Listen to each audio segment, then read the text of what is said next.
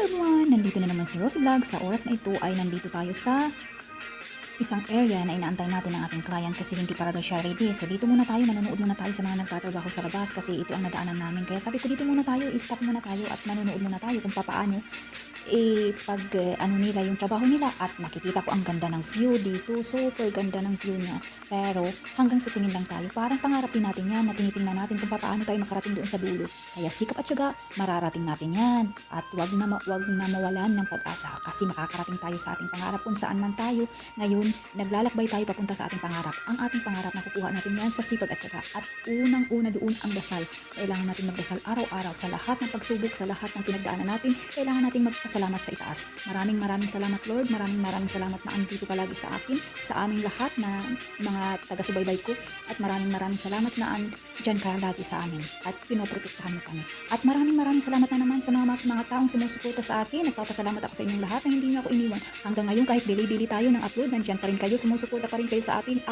Maraming salamat. Ako po si Rosie Vlog, isang OFW matagal na sa Saudi, pero dahan-dahan nating aabutin ang ating mga pangarap kahit matagal ito, kahit gaano kalayo ang lalakbayin natin, basta para sa pamilya. Go tayo! Abutin natin ang ating pangarap. Sa tamang paraan, sa perfect time na ibigay ng God sa atin, darating tayo sa tuktok ng ating pangarap. Kaya, pangarap, dasal, sipag at syaga, kailangang magsasama yung sakripisyo, pasensya.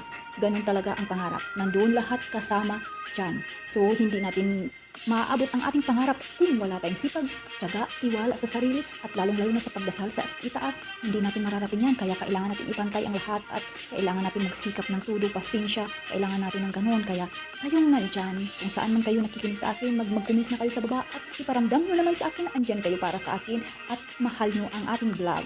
Maraming salamat sa ating lahat na sumusuporta araw-araw, nandyan kayo. Maraming salamat. Thank you so. Maraming salamat sa lahat ng taga-subaybay ko at maraming salamat na andyan kayo lagi. Panoorin nyo naman ang video ko at ikalat nyo ito para naman makarating sa ibang taong nangangarap na makuha nila ang pangarap nila. Pero kailangan ready kayo sa lahat ng pagsubok ng inyong pangarap kasi hindi natin mararating ang pangarap kung hindi tayo sinusubukan ng itaas. Huwag kayong mawala ng pag-asa. Tuloy-tuloy ang pangarap at tuloy-tuloy nating lakbayin hanggang makarating tayo doon sa tuktok ng ating pangarap. Ang pangarap ay maraming pagsubok. Tandaan niyo lagi, ang pangarap ay sobra-sobrang pagsubok. Makarating ka doon sa tuktok kung matapos mo na yung mga pagsubok na dadaanan. At ipapasalamat natin yan doon sa itaas. Thank you Lord, thank you Lord, thank you Lord.